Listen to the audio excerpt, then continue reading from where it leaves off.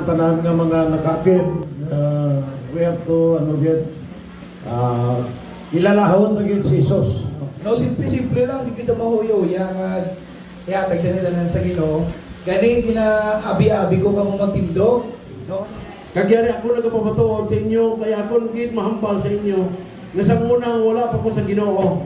Hindi man manami ang akon nga kabuhi. Pero ang mahambal ko lang gid, nga kon magbaton ka kita sa Ginoo, mismo ako nagpapatuod gid sa inyo atubangan nga sa Dios may kalinong, sa Dios may kalipay, sa Dios may pagbago, sa Dios may kaluwasan nga babaton.